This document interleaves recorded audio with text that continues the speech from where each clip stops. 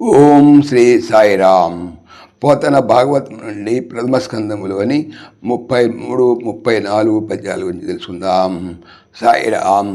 సమర్పితంబుగా నేనాంధ్రంబున రచింపంబూనిన శ్రీ మహాభాగవత పురాణంబునకున్ కథా ప్రారంభమిట్టిదనినా.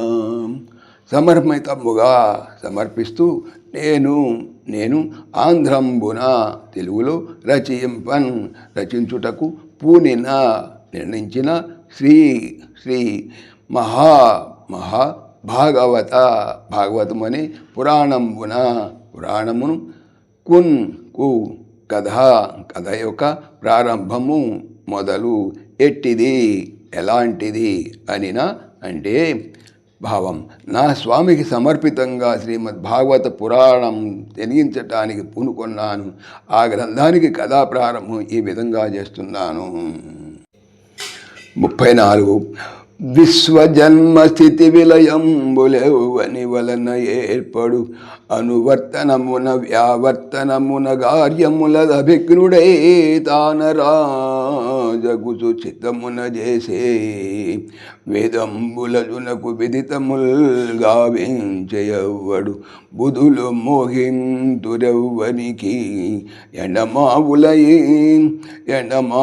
నీటగాదాదుల అన్యోన్య బుద్ధితా నడరునట్లు త్రిగుణ సృష్టియందు దీపించి సత్యము భంగిదోచు స్వప్రభా నిరస్త కుహవుడెవ్వడు అతని కోరి చింతించెద అనగు సత్యబరుని అనుదినంబు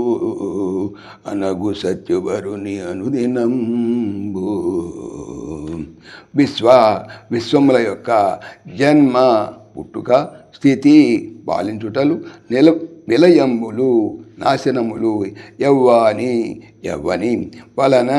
వలనైతో ఏర్పడతాయో అనువర్తనమున అనుకూలంగా వర్తించుటలోను వ్యావర్తనమున వ్యతిరేకముగా వర్తించుటలోను కార్యములు అనగా వ్యవహారములు అందులోను అభిజ్ఞుడు బాగా తెలిసినవాడు అయి తనే రాజు పరిపాలించేవాడు అగుచు అయ్యి చిత్తమున మనసున చేసి సంకల్పించినంత మాత్రమున వేదములు అజునకు పుట్టుక లేనివాడైన బ్రహ్మకు విదితములు తెలివినట్లు కావించన్ చేసినది ఎవరో బుధులు జ్ఞానులు మోహిస్తారో ఎవరినో ఎండమావుల్లోని నీరు కాచన్ గాజు ఆదులన్ మొదలగు వానిలో వలె అన్యోన్య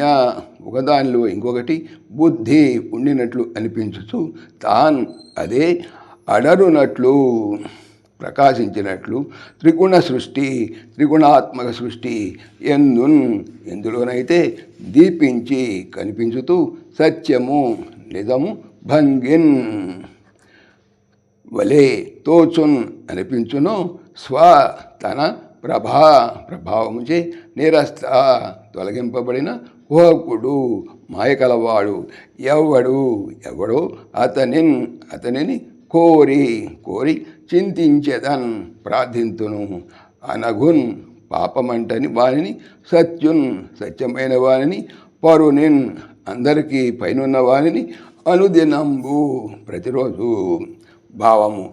ఎవరి వల్ల ఈ విశ్వానికి సృష్టి స్థితి లయాలు ఏర్పడుతుంటాయో ఎవడు సర్వతో ముఖమైనటువంటి కార్యనిర్వహణలో సమర్థుడో ఎవడు సమస్తానికి రాజై విరాజిల్లుతూ ఉంటాడో ఎవడు సంకల్పమాత్రం చేతని బ్రహ్మదేవునికి వేదాలన్నీ తేటతలం చేస్తాడో ఎవని మాయకు పండితులు సైతం లోబడిపోతారో ఎవని ఎందు సత్వరజస్తమో గుణాత్మకమైనటువంటి ఈ సృష్టి అంతా ఎండమావుల్లో నీళ్లల్లో గాజు వస్తువులు లాగా అసత్యమై కూడా సత్యంగా ప్రతిపాదిస్తూ ఉంటుందో ఎవడు తన తేజస్తో మాయను దూరంగా తొలగిస్తాడో ఆ పాపరహితుడు సత్యస్వరూపుడు అయిన ఆ పరాత్ముడిని ప్రతి నిత్యము స్తుతి చేస్తున్నాను.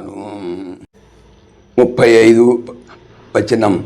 ఇట్లు సత్యం పరం ధీమహి అను గాయత్రి ప్రారంభమున గాయత్రి నామబ్రహ్మ స్వరూపంబై మత్స్య పురాణంబులోన గాయత్రి అధికరించి ధర్మ విస్తరంబును వృతాసుర వధంబును ఎందు చెప్పంబడు అదియు భాగవతం బని పలుకుటం చేసి ఈ పురాణంబు శ్రీ మహాభాగవతం మన ఒప్పుచుండు.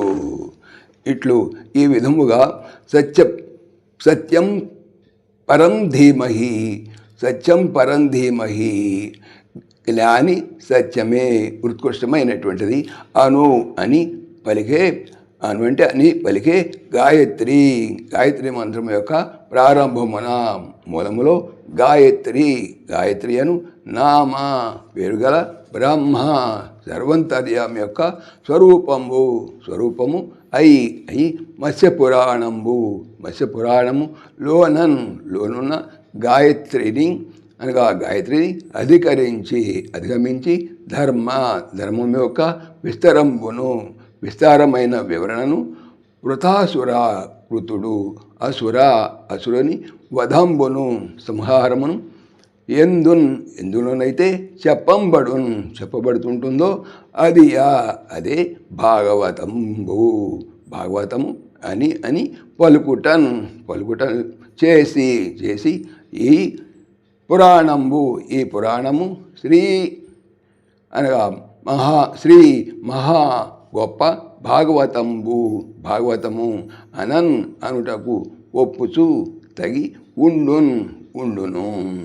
భావము సత్యం పరం ధీమహి, పరమమైన సత్యమునే ధ్యానము చేసేదమునే గాయత్రి మహామంత్రంతో ఆరంభించటం వల్ల గాయత్రి పరదేవతా స్వరూపమైనది. గాయత్రిని అతిశయింపజేస్తూ ధర్మ ప్రస్తారాన్ని వృతాసుర సంహారాన్ని అభివర్ణించే గ్రంథాన్ని భాగవతం అంటారు అని మత్స్య పురాణంలో చెప్పి ఉండటం వల్ల ఈ మహాగ్రంథం శ్రీ మహాభాగవతం అని ప్రసిద్ధిగాంచింది. సాయిరామ్. పవిత్రమైనటువంటి భాగవతం చెప్పేది ఏమిటి? బాగా అవుతాము అని. ఓం దాశరథాయ విద్మహే సీతావల్లభాయ ధీమహి తన్న రామ ప్రచోదయాత్. సర్వం శ్రీ రామార్పణమస్తు. జై శ్రీరామ్, జై శ్రీరామ్.